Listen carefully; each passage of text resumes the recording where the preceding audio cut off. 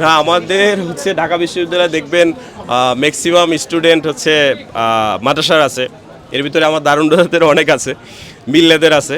So এটা কোনো fact না যে মাদ্রাসা স্টুডেন্ট, স্কুলের স্টুডেন্ট, কলেজ, এটা ফ্যাক্ট না। আসলে পরিশ্রম করতে হবে। যে বেশি পরিশ্রম করবে, যে বেশি নিজেকে টাইম দিবে, সেই আগাই যাবে। এটাই সত্য, এটাই বাস্তব। ভাইয়া, আমার কথা হচ্ছে মানুষজন চিনে জুলাই আগস্টের আন্দোলন থেকে বেশি চিনে, এর আগে থেকেও চিনতো। তো বিষয়টা ওইখানে না, বিষয়টা হচ্ছে 2018 সাল থেকে আমি লেখালেখি করি। আমি যদি আমার হচ্ছে গিয়ে অদৃশ্য অসুখ তুমি বইটা বের করি, সো এখানে তো আর কিছু বানাই লিখতে পারি নাই।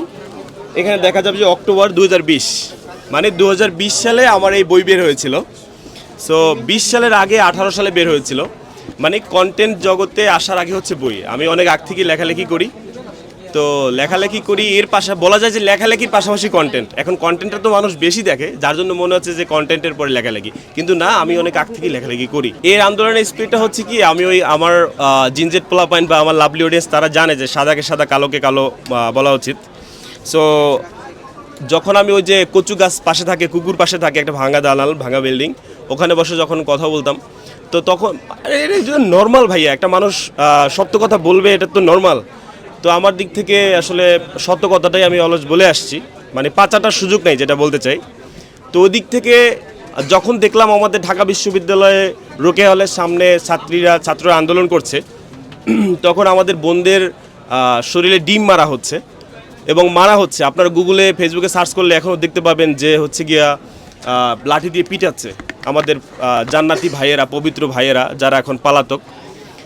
তো এটা তো নর্মাল, আপনার আমার বোনকেই তো পিটাচ্ছে। তো ওই দিক থেকে আসলে আমার কাছে আমি তো অনেক আগ থেকেই কথা বলি, ফেয়ার কথাটা বলে আসছি। তো তখন আসলে এবং ছাত্রদেরকে কোনো করোনা নাই, লকডাউন নাই, কিছু নাই, হুদা মিসে আমাদের হোস্টেল বন্ধ দিয়ে দেওয়া হলো, সেটা তো নট ফেয়ার। তো ওই দিক থেকে যখন দেখলাম, ওই সময় বাড়ি ছিলাম, যখন দেখলাম বরিশাল বিশ্ববিদ্যালয়ের ভাইয়েরা তারা আন্দোলন করছে কন্টিনিউ, তখন নিজেকে আর রাখতে পারি নাই, ভাবলাম তাদের সাথে যাই। তো তাদের কাছে গিয়ে এক স্লোগান দিয়ে পালাই রইলাম 16 তারিখ থেকে 5 তারিখ পর্যন্ত আর কি। ওই সময় 16 তারিখ মিছিল স্লোগান দিয়েছিলাম, এরপরে 5 তারিখ 5 আগস্ট পর্যন্ত পালানোই ছিলাম, আর বেরোতে পারি নাই। এর ভিতরে ছাত্রলীগের ভাইয়েরা বাসার বাড়িতে মিছিল মিটিং করছে নানানভাবে, আমার বাবাকে থানায় নিয়ে গেছে, নানান ধরনের হয়রানি করছে, আর আমাকে তো খোঁজাখুঁজি চলছি নানানভাবে চাপ সৃষ্টিত হয়েছি। তো আল্লাহর রহমত বেঁচে আছি। না, কোনো ইচ্ছা নাই উপদেষ্টা কিংবা নেতা, ওগুলো কোনো ইচ্ছা নাই। সবার ভালোবাসা পাচ্ছি, এটাই ক্যারি করতে চাই। আমি একটা দল করলে হয়তো আমার একটা অ্যান্টিপার্টি হয়ে যাবে, ওটা আমি চাচ্ছি না। সবাই ভালোবাসুক, সবাইকে আমিও ভালোবাসি, দ্যাটস এনাফ। আসলে যারা ফ্রন্টে থেকে আন্দোলন করছেন তাদের ভিতরে একটু ফাটল দেখা যাচ্ছে। কেউ কেউ একা একা রাজনীতি করবে, কেউ দল গঠন করবে। আসলে সবাই মিলিয়ে তো হচ্ছে, এই যখন আমরা দেখলাম ঢাকা বিশ্ববিদ্যালয় এবং 7 কলেজ ঝামেলা হলো, ওটা কষ্টের ব্যাপার। আমরা সবাই মিলিয়ে কিন্তু দেশটাকে স্বাধীন করেছি, not only student but also সাংবাদিক, কবি, সাহিত্যিক, লেখক যারা আছে সবাই করেছি। তো যেটা বলেন ভাইয়া গণ অভ্যুত্থানের বৈষম্যবিরোধী ছাত্র আন্দোলনের কথা, তাদের আমি মনে করি যে ফাটল হওয়াটা কোনোভাবে উচিত না। বিকজ টুডে অর টুমরো আমাদের দেশের জন্য আবার যুদ্ধ করতে হবে, এটা বাস্তব।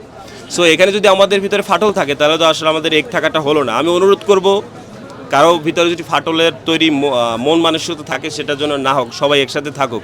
আমার ভালোবাসার মানে আপনার লাভলি অডিয়েন্সকে আমি অসম্ভব ভালোবাসি, তারাও আমাকে ভালোবাসে, আমি তাদের জন্য দোয়া করি।